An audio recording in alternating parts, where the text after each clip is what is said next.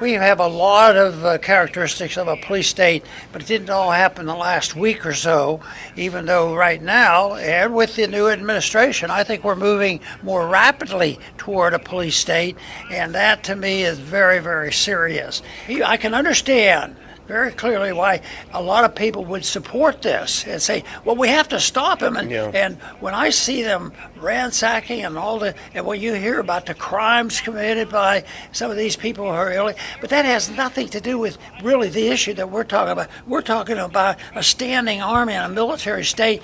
Does the federal government have this obligation to send troops? Now it isn't just one time, it's several times, and they're lining up the cities. Oh, whoa, you have way too much crime in your city. We're sending in the troops. Bad situation. I hope it resolves itself in a favorable way, but I'm not overly optimistic. I think you're absolutely right, Dr. Paul. This is a tough one for conservatives because they watched what happened under Biden. They watched even under Obama. They watched after the Floyd riots. They watched the cities being burned down. They watched these terrible, inept governors and mayors in blue states do nothing as things were trashed to the ground. So I predict we're going to get a lot of pushback on this show because a lot of people who are Trump supporters, and we're not supporters or opponents, we want to praise when we can, but they're going to say, what is wrong with you guys? Do you like this happening in the streets? The answer is absolutely not. We both of us, you throughout your career have been furious when this kind of thing happens, but nevertheless, as you point out, maybe the cure is worse than the disease, because this is sort of a normalization. I've got a clip from Judge Napolitano had one of my favorites, Alistair Crook, on today, and they talked about it a little bit. This is the normalization of a military occupation of our cities in our country. That we are under military occupation. Now, they may be bad cities, but once you agree on the principle that our cities should be run by the military, well, then that will expand. And that's kind of how this started, because remember, it was California with those violent anti-ICE protests, and most people said, well, if they can't handle it in LA, maybe we should send in some National Guard. But then that became the norm. It normalized the idea of sending him in everywhere, regardless of the problem. If we had Patrick Henry around, yes, the sad part about that would be, instead of him being welcomed as a hero, like he was, I'm afraid he might go to prison. Yeah. What are you, some kind of liberal? Yeah. Well, a lot of times you'll see people that are really in the limelight. Now, Hegseth loves this. The Attorney General, she loves this. But there are people that are one or two steps down who have an enormous amount of power relatively behind the scenes. And I think this is where Stephen Miller comes in, because he's the president's top advisor. I believe that he's a zealot, and I will provide evidence in a second of it. But he is driving this policy in a big way. And here's his reaction to the judge when she said, you can't send these troops in. I put on that next one. This is a post on X from Stephen Miller, senior advisor to the president, a deputy chief of staff. He said he called it a legal insurrection. The president is the commander-in-chief of the armed forces, not an Oregon judge. Portland and Oregon law enforcement, at the direction of local leaders, have refused to aid ICE officers, facing relentless terrorist assault and threats to life. There are more local law enforcement officers in Oregon than there are guns and badges in the FBI nationwide. This is an organized terrorist attack on the everything's terrorism. You notice that, Dr. Paul? An organized terrorist attack on the federal government and its officers. And the deployment of troops is absolutely necessary to defend our personnel, our laws, our government, public order, and the republic itself. Very, very emotional, Stephen Miller. But it actually gets even worse than that, because, as I said to you earlier today, I was listening to the judge's show this morning. I always try to catch as much as I can, but I definitely never miss Alistair Crook when he's on with the judge. And they played a clip from a recent speech that Stephen Miller gave, talking about why they want to send more troops into American cities. Now, I will caution our audience, there is one bad word. It's BS, and I'm not able to zinc it out. But other than that, you might want to grab your earpiece and listen to the top advisor, the Deputy Chief of Staff of the United States. We are about to provide you with a level of support you cannot even imagine. This isn't just a task force. This is a all of government unlimited support operation. ATF, DEA, FBI, ICE, Department of War, every resource we have.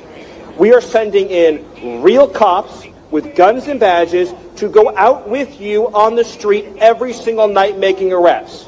I pledge to you, we will liberate this city from the criminal element that has plagued it for generations. The idea that there is a square inch of block in this city where a citizen doesn't feel safe is unacceptable. This is Memphis. This is the United States of America, and all that bullshit is done. It's over. It's finished. Boy, that's horrible. The judge said after that, this sounds like 1933 in Germany. Was a great millstone who ruled well, and grace and peace to you elect around the four winds, believing and pushing this truth in all sincerity. May the blessing of election be upon your houses. This is your fellow servant, Rocollier from the GMS Orlando camp, coming at you with another impromptu lesson. The title of tonight's lesson is Soon the Devil's Wrath Will Reach a Peak. All right. And the inspiration for this lesson comes from the clip that you've seen at the beginning, all right, which is basically getting into how Esau is introducing and forming this police state within Babylon the Great, all right, which is America. All right, and eventually these things are going to reach a peak. All right, eventually this wrath that Esau, Edom is starting to come down with is going to reach a peak in this American society, and it's going to cause a lot of bloodshed and calamity, thus saith the Lord. All right. And I just want to get into it a little bit, Lord, when this is edifying unto you elect. All right, because there are a plethora, $10 word, of things going on right now concerning prophecy. And this is just one of the many things that the Lord has going on, right before our eyes, which is the onset of martial law, pursuant to 2 Ezra 16, which we'll get. All right, the onset of martial law and the famine of the word. All right, because behind Esau establishing this police state, all right, as he moves to police the streets, he's also policing the internet through companies like Palantir and these different AI surveillance companies, all right, that are policing the internet, all right, to get, to remove the undesirables from there as well. All right, so not only are the undesirables, which are you Negroes, Latinos, and Native American Indians, and chiefly the men of the Lord who are carrying the testimony of Yahweh Shai. All right, not only are those undesirables being removed from the streets physically, all right, now starting to be removed physically now, all right, he's also set in place to remove those undesirables, like chiefly, those are the men of the Lord, all right, like us who come with the testimony of Yahweh Shai. All right, he's moving to also remove those undesirables from the internet as well. So he's moving on both facets, and it's happening very quickly, and the Lord said he will make a quick work in the earth, man. And that's exactly what he's doing. All right. But Esau is moving on both facets. And eventually, all right, this is going to reach a peak. But I wanted to get this definition for a police state, just in case you didn't know, what it was. And this is the definition off of Google.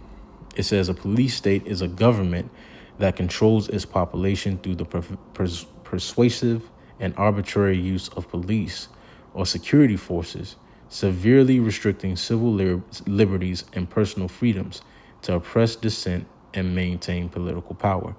All right. And this very definition is exactly what we're living through and experiencing right now. All right. You have Esau using the force of the police, all right, to restrict so-called civil liberties, all right, and so-called personal freedoms. Amongst these ICE raids, a lot of so-called citizens of the U.S. are being rounded up and arrested as well and sent off to these different detainment camps. Or a lot of U.S. citizens are being snatched up off the streets, unjustly, so to speak, being rounded up unjustly, all right, and being treated like cattle. And this is happening. This is happening right now as we speak.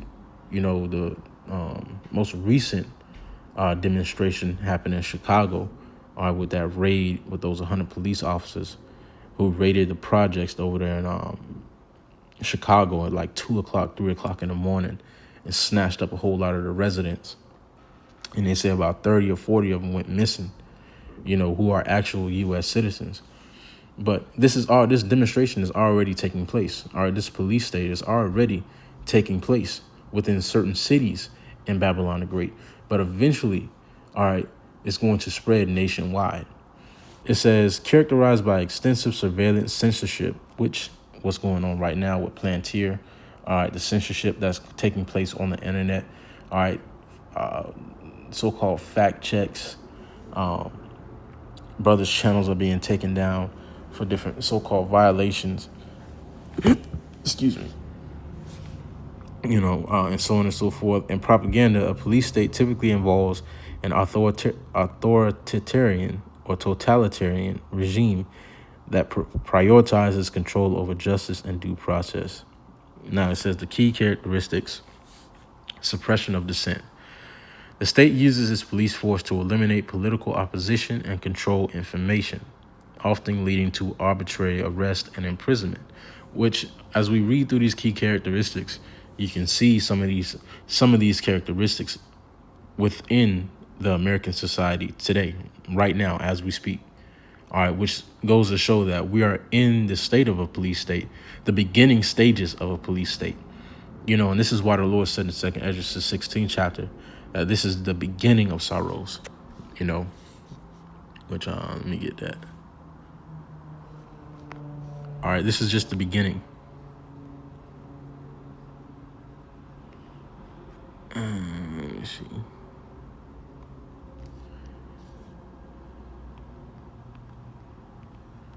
Type it in.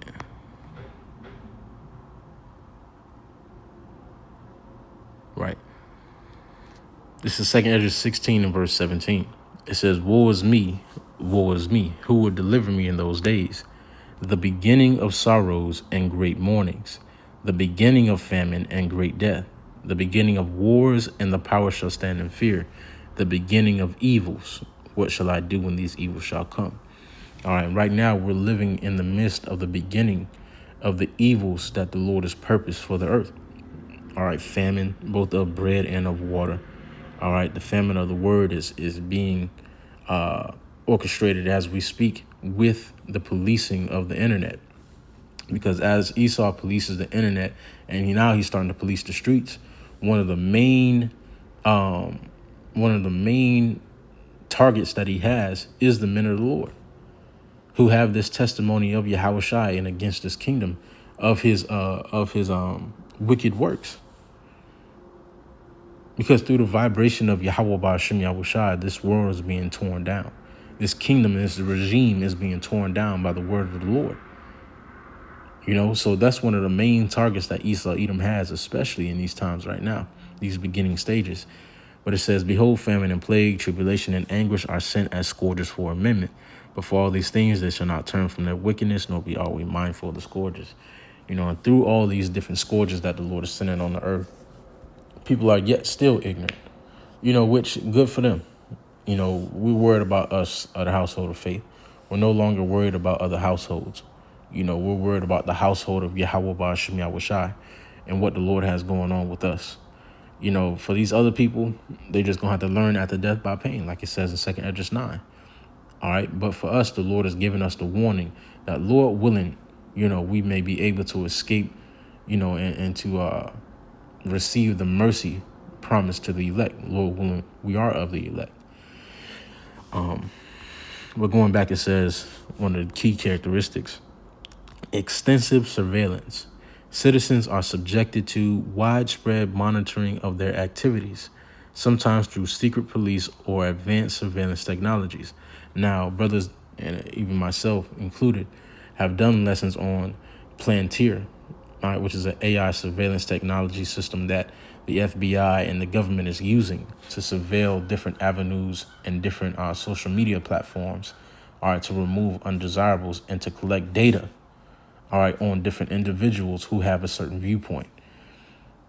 Okay, this is already happening, an extensive surveillance, and it's being pushed through the different red flags or false flags that Esau has going out in society, especially due to these different mass shootings. You have these different mass shootings, and you have these different DT attacks, all right, domestic T attacks that are taking place, that are setting precedent for the so-called white man to strengthen his surveillance on the society. Because we're having so many mass shootings, we're going to police the internet even greater. Because we're having these different situations, we have to have a greater surveillance on the people to keep them safe. That's the narrative of Esau Edom. That's the narrative that he's trying to push, and that's the narrative that a lot of these goofies are going for in the society. But it says erosion of civil liberties. Freedoms of speech, assembly, and movement are significantly curtailed or eliminated to prevent challenges to government authority. We seen a little glimpse of that during 2020, when they said you couldn't gather into groups of more than four, or I believe it was 4 or 5 people. We seen a little glimpse of that, but it's coming back again. It says authoritarian or totalitarian rule. Power is concentrated in the hands of a single party leader or military with no constraint on the state's authority. Manipulation of information. Censorship and propaganda are used to shape public perception and maintain the government's control over the population. And that's what's going to happen when they come to demonize and persecute the Lord's saints. All right, they're going to paint this picture and this narrative as if we are the bad guys in society and we are the problem in American society. Therefore, we have to be eliminated. And that's what they're starting to do with these ICE raids and with these this propaganda that they have going on. Basically saying that the so-called black man is the worst thing to happen in American society. This is the reason why the crime rate is at an all-time high. This is the reason why we can't move forward in society, and grow as a nation, because the so-called black man and so-called Hispanic man are terrorizing the American society. That's the narrative, all right, that a lot of these newscasters and alternative news people are painting or trying to paint, to demonize, Israelites, basically, Jake. That's the narrative that's being painted right now as we speak. And these key characteristics of a police state are playing out right now. These are the beginning stages of a police state. And eventually, it's going to reach a peak. Eventually, it's not going to stay here forever. Just like the testimony of Yahweh Shai didn't stay, at a certain stage forever. Eventually, the word of the Lord evolves. And as the word of the Lord evolves, the world is forced to evolve as well. The world is forced to go according to the tune of prophecy. And according to prophecy, like it says in Revelation 12:12, it says, "Therefore rejoice, ye heavens, and ye that dwell in them. Woe to the inhabitants of the earth and of the sea, for the devil is come down unto you, having great wrath, because he knoweth that he hath but a short time." All right, and when you get into that word wrath in the blue letter,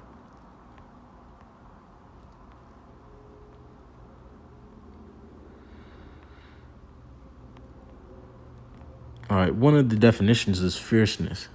All right, it says passion, angry, heat, the wine of passion. Drinker mad or kills him, which either drives the drinker mad or kills him with his strength. And Esau is getting ready to come down like a madman. All right, with great fierceness. All right, those ICE raids are just a glimpse into what the Lord has, prepared, for these people. The devil was getting ready to come down with great fierceness, which is why this message, all right, is so paramount for our lives. It's essential. Because this word is what's going to, keep us stable in the times of uncertainty. Like it says in Isaiah 33:6. And the fear of the Lord is going to be our treasure. The understanding that we have of Yahweh Ba'ashim Yahweh Shai and of his will is going to be precious in these last days, man. It's going to be priceless. That's why a man of the Lord is going to be regarded as that fine gold of Ophir. Because to have an understanding of the Lord and to have faith in the Lord in these times is going to be a characteristic only possessed within a few men. Just a few.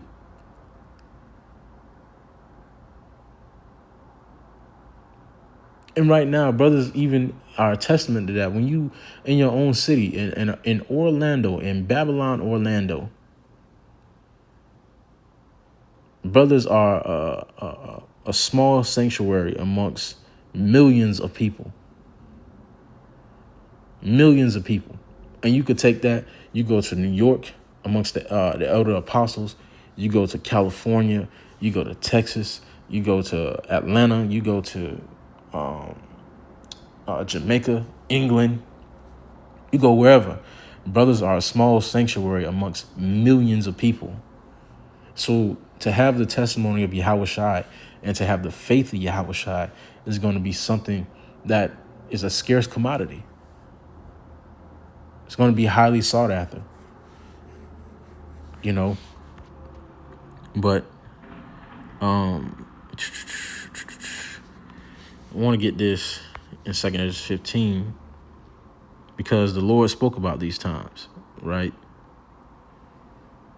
2 Esdras 15 and verse 16, it says, "For there shall be sedition among men," which the word sedition means a concerted attempt to overthrow civil authority. And eventually we're going to reach that point to where, you know, people are going to rebel against this current, you know, Babylonian regime. You know, especially a lot of these Edomites, a lot of this sedition and a lot of this civil unrest is going to come from these Edomites who are now being ostracized from their own kingdom, their own society. The middle class is being phased out as we speak, which the middle class is made up predominantly of Edomites. Because the average Israelite income, we read the numbers a couple of years ago, which I'm pretty sure is still the same nowadays. But the average income, household income for a 2-parent household within a Israelite home is $27,000 to $30,000 a year. A year. Now, when you go into the average income of a 2-parent household within an Edomite house, that average income stems from $150,000 to $300,000 a year. That's more than triple the income. That's more. And these are middle class Americans. And these people are now starting to be phased out of society and forced to live check to check, just like Israelites have their whole tenure here in America, Babylon the Great.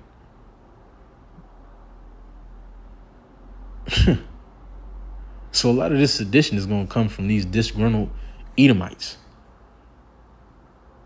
But it says, "There shall be sedition among men and invading one another. They shall not regard their kings nor princes, and the course of their actions shall stand in their power." Meaning people are going to do whatever they have the power to fucking do. If they got the power to kick your door because they're lacking resources, they're going to kick your fucking door in. If Joe Smo tired of Rachel, teasing them on the job, it's Diego's night, God damn it, it's Diego's night.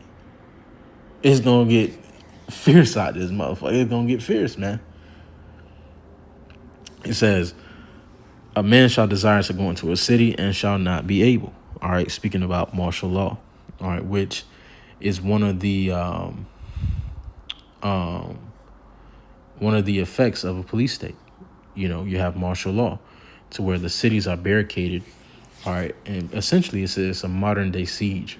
The cities are shut off and there's only one way in, one way out. All right. "For because of their pride, the cities shall be troubled, the houses shall be destroyed, and men shall be afraid." All right. And this is the time that we're experiencing right now. All right. This is no longer a distant reality. This is a near reality. This is a present reality. It's like it. This is a present reality, all right, that we're experiencing as we speak, the beginning stages. But as the devil's wrath comes to a peak, there's also hope. And I want to make sure that I teach the balance,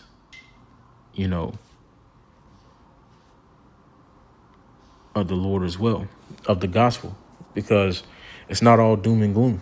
All right, yeah, the devil's going to come down with great wrath. All right, but there are some men standing here today that's not going to taste their death, pursuant to Mark the 9th chapter. All right, there are some men who are going to have that standard uplifted in their lives, pursuant to Isaiah 59:19, when the enemy comes in like a flood.